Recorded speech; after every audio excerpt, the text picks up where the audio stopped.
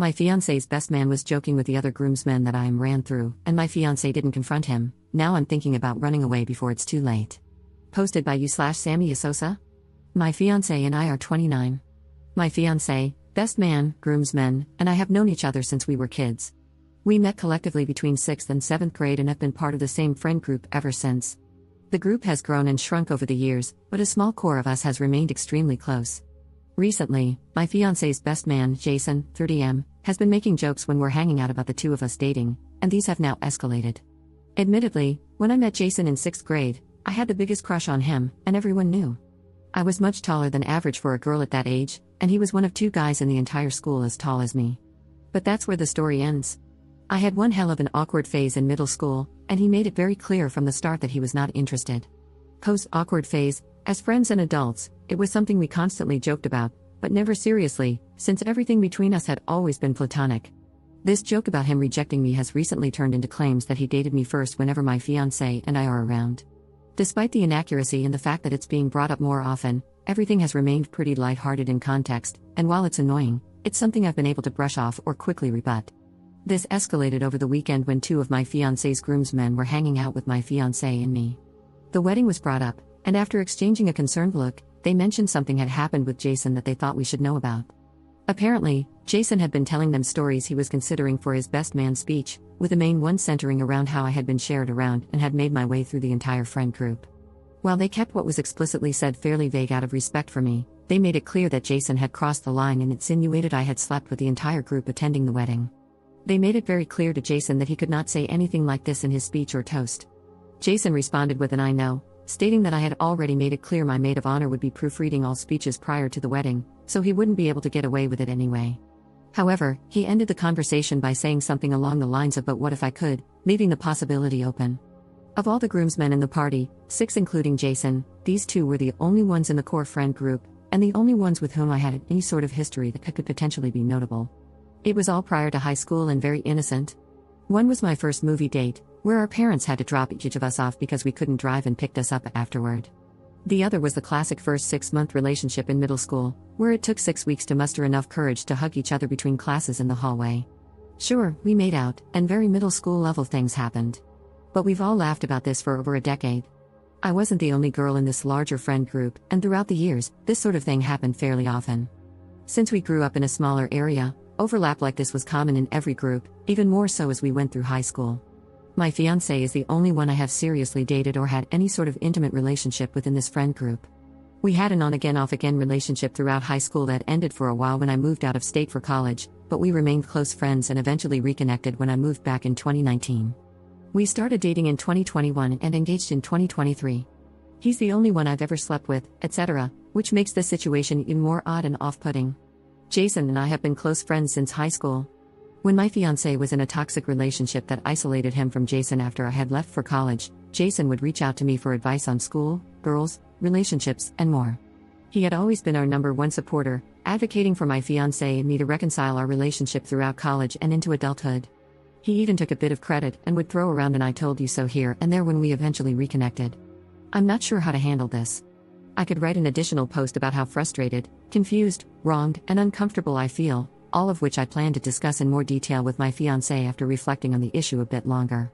We've all talked about it and recognized that the way Jason is framing things is wrong, but my fiancé and the groomsmen are able to brush it off in a way that I feel I can't. I don't know how to move forward from this or what to do next. Edit. My fiancé and I aren't getting married until the end of next summer, so most of the conversations about toasts and speeches have been more theoretical, except that a few people have asked for the opportunity to give a toast, including the best man. We have loosely shared this information in the Save the Dates, on the website, and other materials. My fiancé and the best man have been best friends since kindergarten. They were neighbors and inseparable until they each went their own way for college. My fiancé's parents basically raised him alongside my fiancé. Jason has always strictly expressed only platonic feelings for me. Even when both of us were single or alone together, we have only ever acted as friends since my embarrassing early middle school crush. Update 2 days later. First, I want to thank those who were clear and honest about how alarming the situation was from their perspective. When I posted, I was still processing various feelings about the matter, and I still am, which not only limited my ability to fully consider the situation from a different perspective but also left me in a state of paralysis regarding what to do next, both in the short and long term. Given the nature of the situation, a lot of historical context was omitted to avoid making the original post too lengthy. I have done my best to include the most relevant context based on the original comments in my update below. Since posting, I have spoken in further detail with both my fiancé and one of the other groomsmen involved. I also confided in my maid of honor to gain an additional perspective outside of this specific friend group. After these conversations and reading through all the comments on the original post, I've come to realize the significance of a few key details. 1. Jason has a deep-rooted superiority complex. He always has, and it's something many in our friend group have become accustomed to. He has always been the type who seemed to believe he was the standout among his friends, whether through education, athletics, his career, or with women. 2. Jason has also always been a bit egocentric, and his lack of accountability or consequences for his actions has been growing for some time now. Despite it almost always being unintentional, he is often oblivious to the inconveniences and harm he causes others, as long as it benefits his personal ego. 3. This situation is about jealousy from a few different angles, but not specifically about me. When looking at the full picture, this escalation feels like a continued attempt to knock my fiancé down for reaching the next stage in life. Whether that's because my fiancé has reached it before him or has moved on without him, I cannot say for sure. 4. Jason's issues with misogyny have also been escalating alongside everything else. His lack of respect for the women he has dated seems to have worsened. Much of the personal tension between him and me recently stems from his views on women, which have veered into more disrespectful territory, alluding to a growing belief that, due to their gender alone, women are inferior. And 5. The good friend he was to me over the years, kind, supportive, never overstepping boundaries, and always there when needed, can exist alongside this other side of him. These things are not mutually exclusive. Life happens, and people grow, sometimes in opposite directions. So, I spoke in depth with one of the groomsmen to gain further transparency about the situation and what was explicitly said. He acknowledged that the conversation initially centered around their excitement for the wedding, with Jason clearly stating that he wanted to give my fiancé and me the best wedding and experience possible.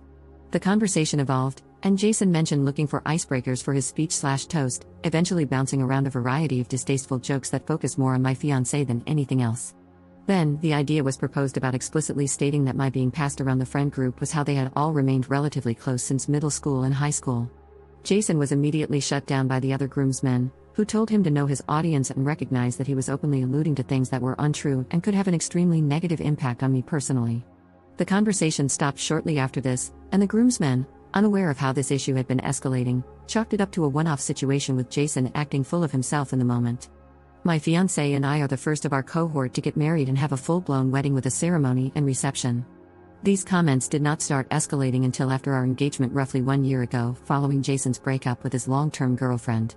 Jason has never made comments like this to me or my fiancé privately, or when it is just the three of us together. Any scenario where this has been an issue has involved others, and mostly people who are not part of our middle school cohort. This solidified the above points as the main factors behind why Jason acted this way, from my perspective. So, what next? As mentioned in my original post, I spoke with my fiancé in detail about the situation and how I was feeling. When all of this was brought to our attention a few days ago, I brushed it off more than I probably should have in an attempt to protect myself in the moment. I don't blame my fiancé for not having any immediate or strong reaction at the time, because I had avoided one myself. I think it's important to note that Jason is not a day-to-day presence in our lives. While he frequently travels for work that brings him to our area, we live in different states. He hasn't lived in the same area as my fiancé or me since high school. Much of this shift in his personality has happened over the last few years. I recognize that this doesn't excuse the lack of accountability on our part, but I felt it was important context to clarify that this wasn't something observed and ignored daily, but rather something that has gradually been recognized over time, as we see him maybe 4 times a year at most. My fiancé was extremely open during our conversation and immediately suggested having a talk with Jason, but admitted that he hadn't viewed this as anything more than Jason just being Jason and that he was all talk. At that point, we had only discussed how Jason had continually escalated the situation and how uncomfortable I had become as a result. The lack of accountability my fiancé had taken for Jason's actions definitely hurt, but then I recalled a commenter who asked if I still considered Jason a friend because he actually was, or simply because that's how it has always been. To sum up what turned into a lengthier and much more productive conversation with my fiancé, I told him that while I recognized his friendship with Jason had always been a part of his life, I no longer wanted to be friends with him after this. I pointed out to my fiancé that, while the situation explicitly targeted me and attacked the integrity and character of a 12-year-old girl, every action or use of the scenario was actually aimed at him, to invalidate his accomplishments, like getting married, or to make him seem less than. I told my fiancé that it was up to him how he handles his conversation with Jason, but regardless, The disrespect Jason had shown me was a clear statement of what he thought of our personal friendship.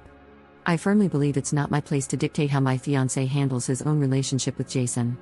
All of this was deeply taken to heart, and it was clear that my fiancé started coming to his own realizations as the conversation progressed. He acknowledged that if the roles were reversed, or if one of my bridesmaids had slandered him in any way, he would be firmly advocating for me to reevaluate my friendship with them. My fiancé asked for a few days to process the information and reflect on what he wants to say to Jason. He asked if it would be acceptable to mention that I no longer wanted to be friends with Jason personally, and I said yes. I was clear that if Jason wanted to talk with me after their conversation, it would need to involve the three of us, and not be a one-on-one discussion. I'm still evaluating how to approach the speeches and toasts at our wedding. For now, I reserve the right, with my fiancé's agreement, to omit Jason from giving a speech and to have my fiancé choose another groomsman to speak in his place, potentially canceling the speeches and toasts altogether. If Jason is allowed to give a toast, we also agreed to instruct the DJ to cut the mic if necessary. There is still plenty of time for the situation to develop and for potential future updates, but I want to again thank those who emphasized the seriousness of this issue, gave their honest input and advice on how to handle it, and provided perspective on what they believe should be done next. When I originally posted, I was still in a state of shock, trying to process the situation as it had unfolded. Your responses constructively pushed me into the reality of what was happening and helped me better understand what I was feeling. Second update 6 months later. I'm considering canceling our wedding and calling off our engagement over a pizza. This is going to be kind of long, sorry. While the drama surrounding my fiancé's best man has simmered, the deeper issues around the lack of support have not. Apologies in advance for this not being centered around my fiancé's best man. Honestly, not much has changed. A conversation between them was had, most of which involved my fiancé reassuring Jason that things would blow over and accommodating Jason's claim that it was only a joke. While my fiancé acknowledged that what was said was wrong, the conversation wasn't about setting boundaries. I eventually had to have my own conversation with Jason, during which my fiancé stood silently in the room. I reached my breaking point 2 weeks ago.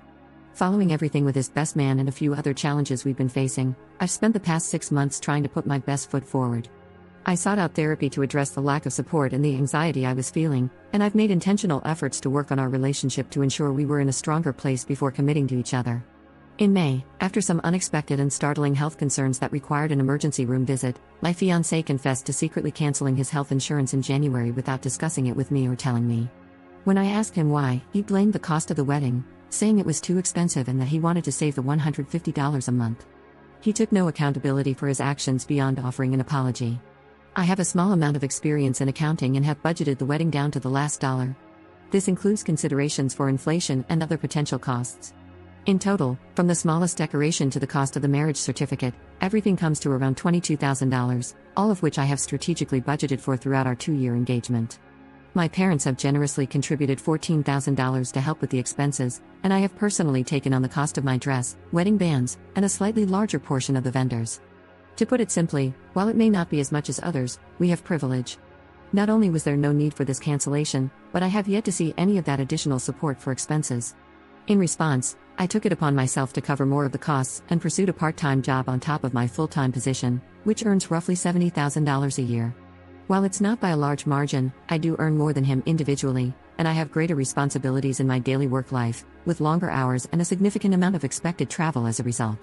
The decision to take on a part-time role wasn't one of want, but of a desire to ease the burden he was feeling.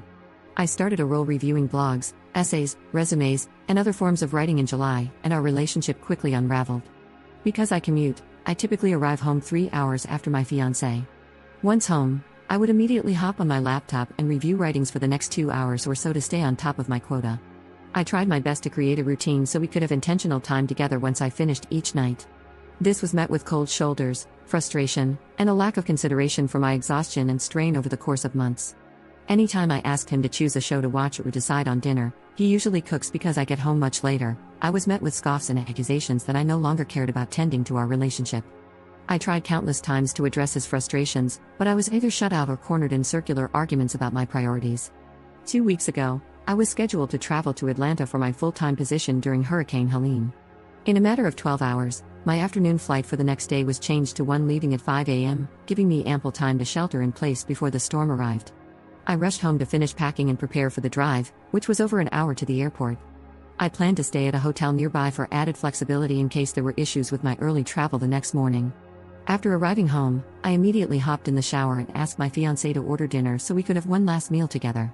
While I was in the shower, he offered to order a hot honey, jalapeno, and pineapple pizza from a new place we'd been wanting to try.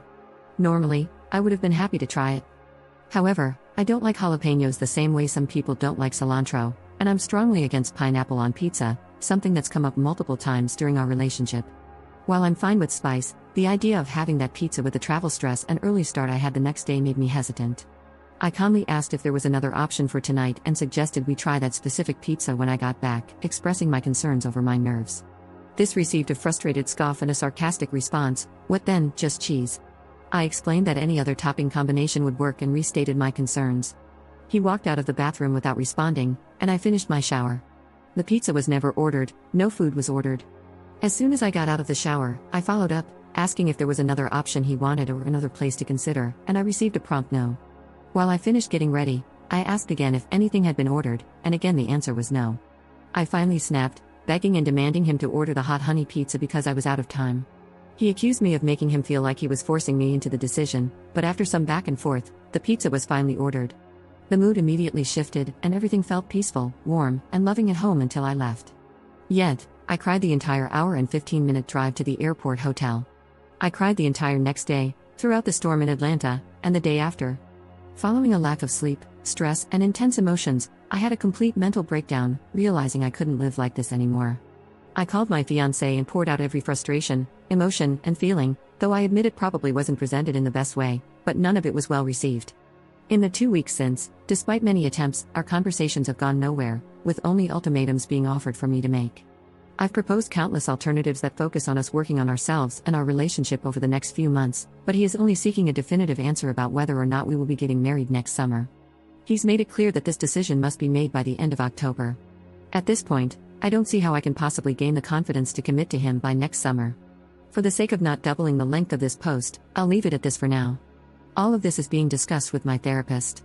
At this time, he has chosen not to pursue counseling with me, despite my asking and advocating for it.